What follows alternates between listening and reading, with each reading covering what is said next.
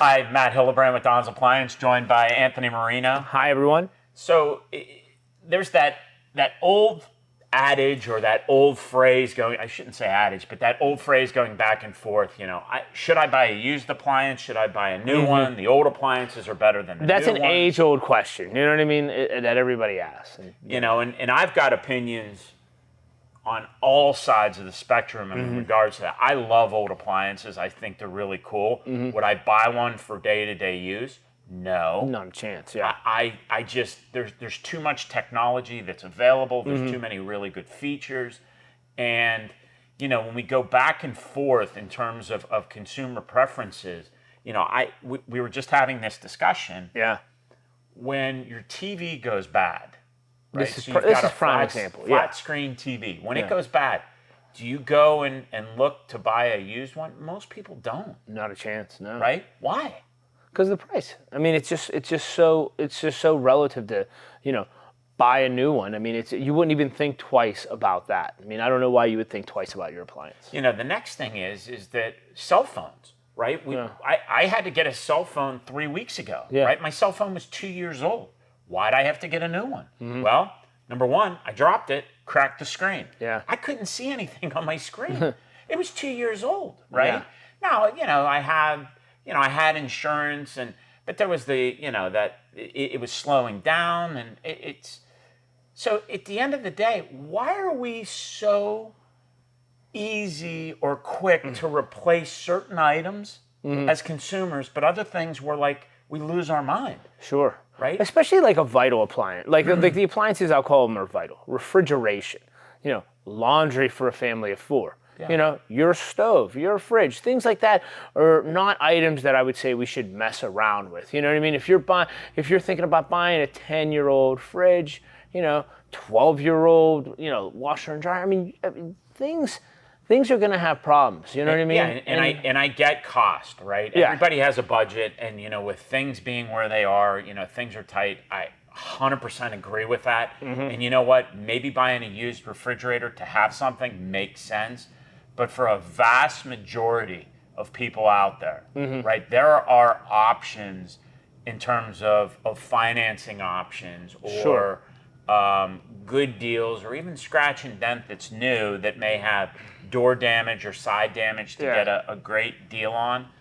But for the most part, I'm not a fan of going out and buying laundry or buying refrigerators that are used. I mean, you're still buying a product that's XYZ amount of years that only has a shelf life of 8 to 10 years. You're right. And we talk about, the investment in what if it goes wrong? What if you get that refrigerator for a great price?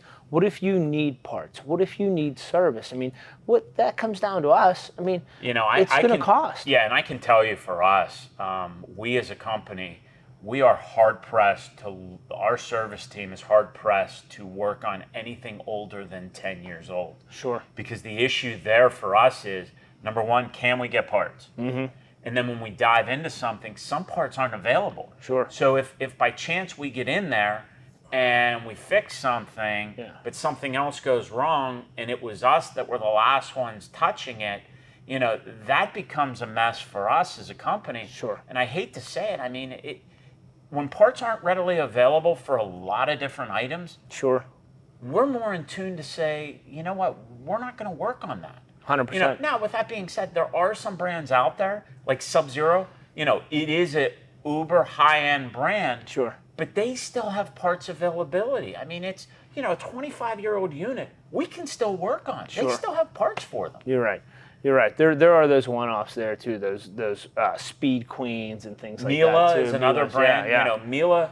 Miele guarantees parts availability 20 years after the last production date of that product. And that includes their vacuums. It's pretty impressive. Now, that doesn't mean that it makes sense sometimes to fix, let's say, a 15 or 16-year-old dishwasher. Sure. Especially when you're looking up to $1,000 to fix a dishwasher that you can replace, let's say, for $1,800. And let's just say it, man. We are harder on our appliances now in 5 years ago and 7 years ago than we were 10 and 12 years ago. I mean, we are using them more. We're turning and burning on them. You know what I mean? The customer, the consumer is, slamming the fridges, slamming the ovens, pans, ovens, everything is running. at a higher pace, a rougher pace, I'd say, than it was. Yeah, and there's a lot more features and technology that are in today's products versus our older products, right? 100%. It's the difference between, let's say, a Model T car and our electric cars out front that we've got, right? Yeah. So, I mean, you've got a lot of technology and, good, bad, or indifferent. And I know there's a lot of people that prefer the old stuff. A lot of people prefer the new things. Wherever you fall, it's just the reality of it is that with the energy guidelines that have been brought forth over the last 25, 30 years, you're right. The replacement of various refrigerants in refrigerators, the water efficiencies in our laundry and dishwashers, things are not the same. And they are not going to last as long. They're just not. There's more parts, more electronics. You're right. More parts, more electronics. And even back then, I mean, use more water, use more electricity. You know what I mean? You're going to see a bigger surge in that product because you're using it more. But the investment might not be there because, you're going to have to dump money into it eventually.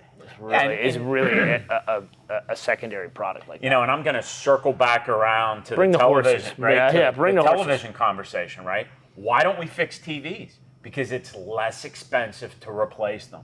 100%. And I got to tell you, with appliances, it's when you have a washing machine that's 10 years old that you may have spent $800 on, it's less expensive to buy another $800 washing machine and you can get it next day versus 2 to 3 weeks out on service. You're right. Sure, I feel like the investment is there in new appliances, to get a better greater return. Yeah, and when you're looking at it, right, it's and a lot of consumers, especially in our Pittsburgh, Western Pennsylvania market, they don't understand how we can get products out next day versus service. And a lot of what goes into service is scheduling the appointments that are available for one of our 25 technicians. Sure. But also, we try and have parts with us when we go and service a product. Especially the diagnosis. I mean, like the older appliances don't have the tech to diagnose what's happening, in that field. You got to kind of take them apart, look and see if this was here, this is here. And then that adds to the whole value of it. Yeah, and when you're looking at a 2 to 3 week lead time, we want to have those parts available. And sometimes it takes 7 to 10 business days to get parts that we can bring out and try and fix on that first trip. Yeah. And that's what we try. We try and do first time completes. So that when you're looking at new versus used versus do I fix, right? So it's like a 3 tangent part of this conversation. I got to tell you, if it's older than 8 years old, and if it's not one of the high-end brands, I would replace it. Point blank, replace it. You're right. Nice and clean, start over fresh, not deal with any of that past headache. Yeah, and I know there's a lot of people out there that are going to disagree, which I love conversation, and I love, talking about these things, but, we can't live without a refrigerator. We can't live without washers and dryers. So, but go to DonsAppliances.com. We've got some great videos. Go to our YouTube channel, TikTok. Thank you for watching and listening.